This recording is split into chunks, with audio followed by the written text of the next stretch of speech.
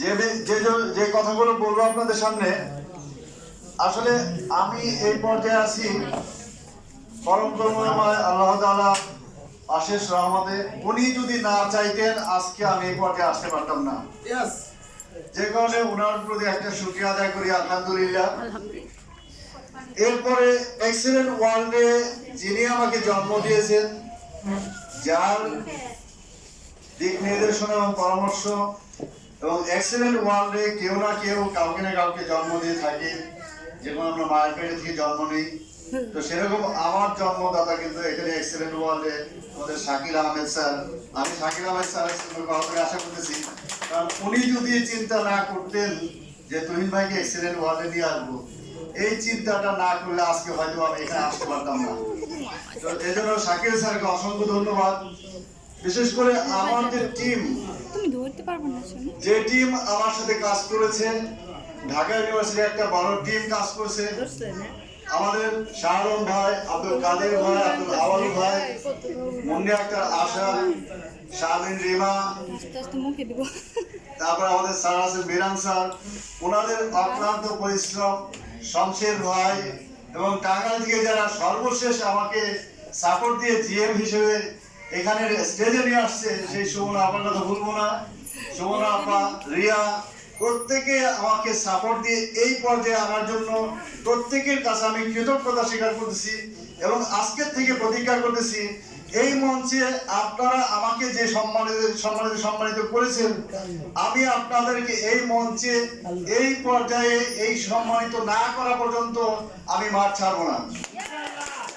আমি মাঠ থেকে, ফিল্ড থেকে, জিরো পর্যায়ে থেকে কাজ করে করে আজকে আমি এই পর্যায়ে আসছি। প্লিজ স্যার একটু বলো প্লিজ। ফিল্ড থেকে টুকটাক করে কাজ করে করে ধৈর্য ধারণ করে আজকে এই পর্যায়ে আসতে পারছি এবং আজকে জিএম হয়েছি। এটা একদিকে হচ্ছে আমার আনন্দের বিষয়, আরেকদিকে হচ্ছে কষ্টের একটা বিষয়। কষ্টের বিষয় এই জন্যই বলবো, আগামীকাল থেকে কেউ আমাকে বলবে না স্যার জিএম এর জন্য কাজ করে। এটা হচ্ছে আমার একটা কষ্টের বিষয় হয়ে গেল। কারণ এতদিন পর্যন্ত একটা আদরে ছিলাম যে জিএম হন একটা ভাব, সবাই আমাকে রিকোয়েস্ট করতেছিল, সবাই আমাকে কদর করতেছিল। কিন্তু কষ্টের বিষয় হচ্ছে আগামীকাল থেকে কেউ এই কথাটা বলবে না। কারণ বলবে না যে আপনি স্টার হন, কারণ স্টার হচ্ছে নিজে তৈরি করতে হবে। কিন্তু জিএমটা টিমের কেউ না কেউ আমাকে টেনে উঠাবে। তো এই পর্যায়ে আমাকে এই পর্যায়ে আনার জন্য সর্বোচ্চ এক্সেলেন্ট ওয়ার্ল্ডের সর্বোচ্চ যে ভূমিকা পালন করেছেন, তিনি হচ্ছেন আমার মেন্টর, আমার অত্যন্ত শ্রদ্ধাভাজন একজন ব্যক্তি, যিনি হচ্ছেন আমাদের এক্সেলেন্ট ওয়ার্ল্ডের প্রথম ডাবল জিএম। উনি না থাকলে আজকে এই পর্যায়ে আমি কল্পনাই করতে পারতাম না। সেই মেন্টরের জন্য, সেই বাবার জন্য একটা করতালি আশা করতেছি যে আমাদের জন্য সর্বোচ্চ করতালি আশা করতেছি। উনি না থাকলে আজকে আমি এটা কল্পনাই করতে পারতাম না যে আমি এক্সেলেন্ট ওয়ার্ল্ডের জিএম হব। কারণ গত এক মাসের মধ্যে আমি ওনাকে দেখেছি। এর আগে আমি ওনার আন্ডারে কাজ করেছি, কিন্তু তখনও আমি ওনাকে চিনতে পারি নাই। কিন্তু গত এক মাসের মধ্যে আমি যতটুকু চিনছি, দিন রাত 24 ঘন্টা ঘুম হারাম করে দিয়ে রাতের পর রাত, দিনের পর দিন কাজ করেছে, আমার টিমের সাথে কাজ করেছে এবং আমাকে অনুপ্রেরণা দিয়েছে এই জিএম হওয়ার জন্য। সেই ব্যক্তিটি যদি আজকে এক্সেলেন্ট ওয়ার্ল্ডে না থাকতো, তাহলে আজকে আমার দ্বারা এত বড় একটা সম্মান অর্জন করা সম্ভব হতো না।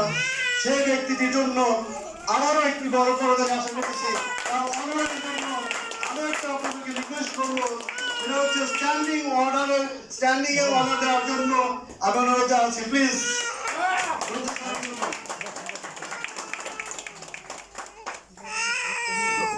আসলে অনেকে আবেগটা প্রকাশ করে হই দিয়ে প্রকাশ করে, অনেকে আবেগটা আসলে হই দিয়ে হয় না।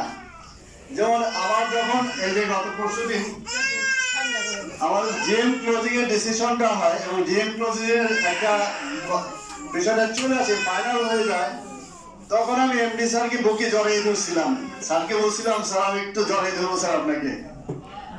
জড়িয়ে ধরার পর আমি কোনো আওয়াজ করতে পারি নাই, চোখ দিয়ে অধরে পানি ঝরতেছে কিনা কোনো শব্দ করতে পারতেছি না। স্যার আমাকে বলতেছে, আপনি কিছু বলতেছেন না কেন? আপনি আমাকে জড়াই ধরছেন, কিছু বলতেছেন না কেন? যখন সামনে আসছি তখন মানে আমার চোখের পানি থেকে উনি বুঝে গেছে যে আমার আসলে খুশিটা কি পর্যায়ে চলে গেছে।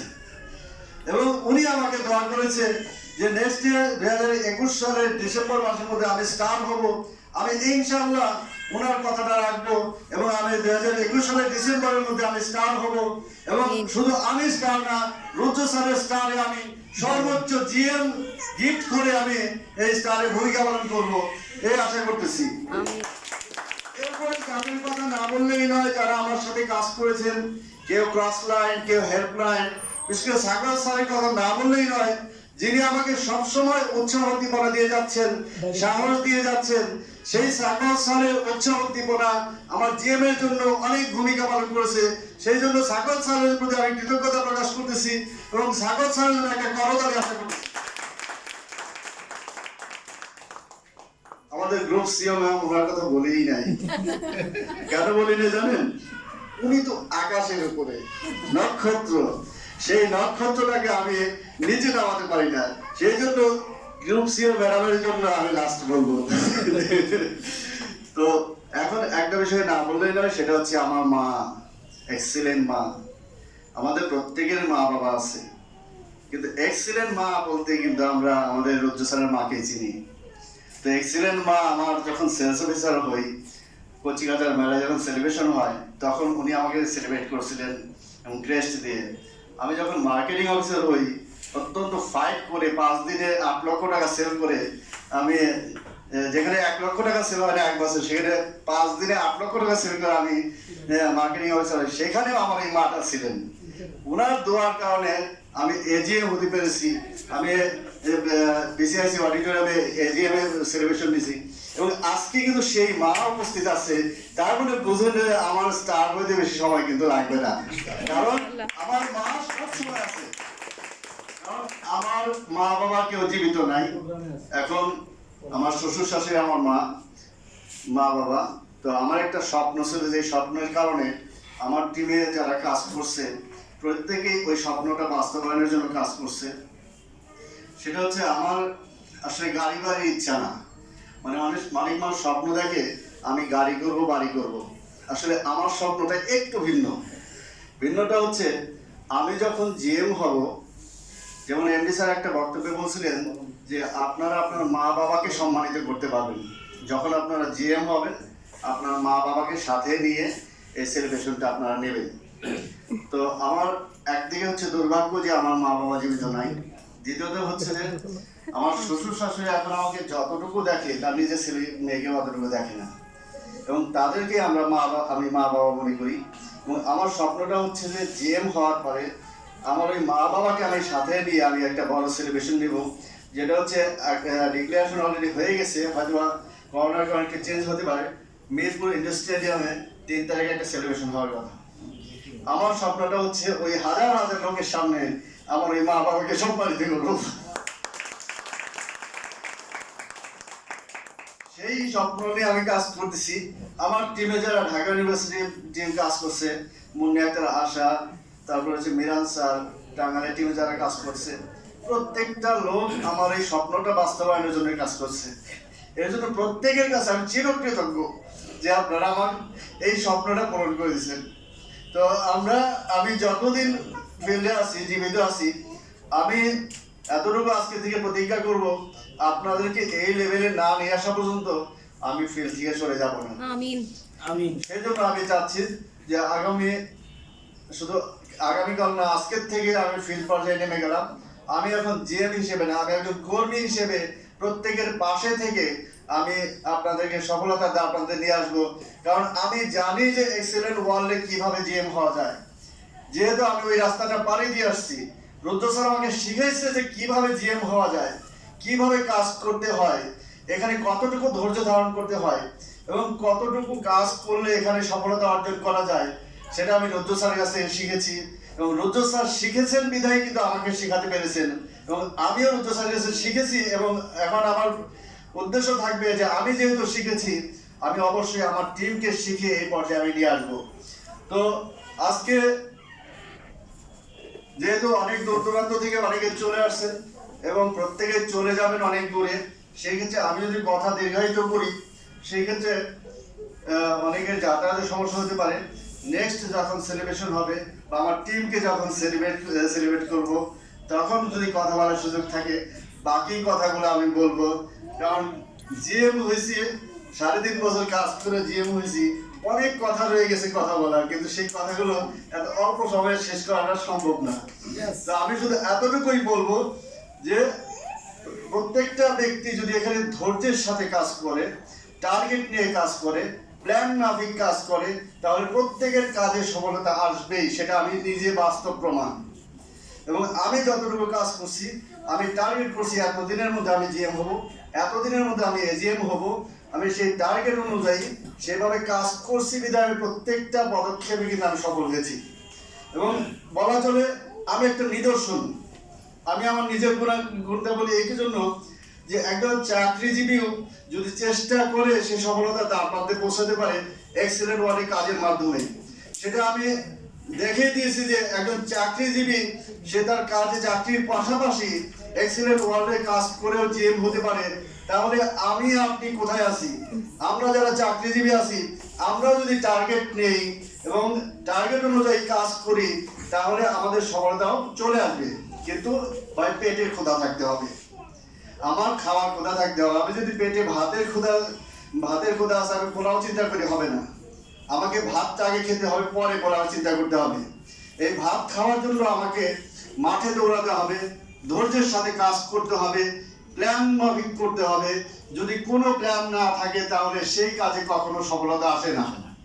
প্ল্যান হলেই থাকবে টার্গেট, সেই টার্গেট অনুযায়ী কিন্তু আমার ভ্যারাইটিস পদক্ষেপ নিতে হবে। সেই পদক্ষেপের মধ্যে আমার কাজের সমাধান চলে আসবে এবং সফলতাও চলে আসবে। তো আমি বক্তব্য দীর্ঘায়িত করব না। আসলে এই যে এত বড় সম্মান, এতগুলো ফুলের মালা, আসলে আমি কল্পনাও করি না যে এত সম্মান পাবো। তো সেই জন্য সবাইকে অসংখ্য ধন্যবাদ জানাচ্ছি।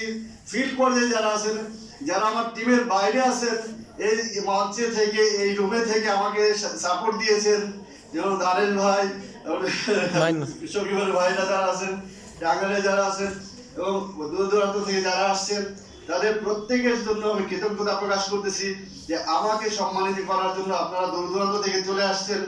আর স্পেশালি আমার টিম শাহরুখ ভাইয়ের কথা না বললেই নয়। শাহরুখ ভাইকে আমি একটা কথা বলছিলাম যে এজিএম এর সময় আপনি দায়িত্ব নিয়েছিলেন বিধায় আমি এজিএম হয়েছি, এখন আরেকটা আমার দায়িত্ব নেন আমি জিএম হয়ে যাই। সেই শাহরুখ ভাই জিএম এর জন্য দায়িত্ব নেওয়ার কারণে এবং সকলের সহযোগিতার কারণে শমশের ভাই দায়িত্ব নিচ্ছে, মুন্নি একটা আশা নিচ্ছে, মিরাজ স্যার নিচ্ছে, আমার ভাই দায়িত্ব নিচ্ছে, কাদের ভাই দায়িত্ব নিচ্ছে, প্রত্যেকের কাজের দায়িত্বের কারণে এবং বিশেষ স্পেশালি সোহানা ম্যাডাম এবং রিয়া টাঙ্গাইল থেকে যে সাপোর্টটা দিচ্ছে শেষ মুহূর্তে, এই সাপোর্টটার কারণে আজকে আমার এই সফলতা। তো যাই হোক, ওনাদের প্রত্যেকের দায়িত্বের কারণে যেহেতু আমার এই পর্যায়ে আসা, আজকে থেকে আমারও দায়িত্ব আপনাদেরকে এই স্টেজে এনে এই সম্মানিত করা। তো বক্তব্য দীর্ঘায়িত করবো না। তো এই ক্ষেত্রে বিদায় নিচ্ছি। সবাই আমার জন্য দোয়া করবেন, আপনাদের জন্য আমি দোয়া করি আপনারা সফল হন এবং পরবর্তী স্টার যেন 2021 ডিসেম্বরে হতে পারি এবং আপনারাও যেন আমার সহযোগী হন সেই আশা ব্যক্ত করি। আসসালামু আলাইকুম রহমতুল্লাহি ওয়া বারাকাতুহু।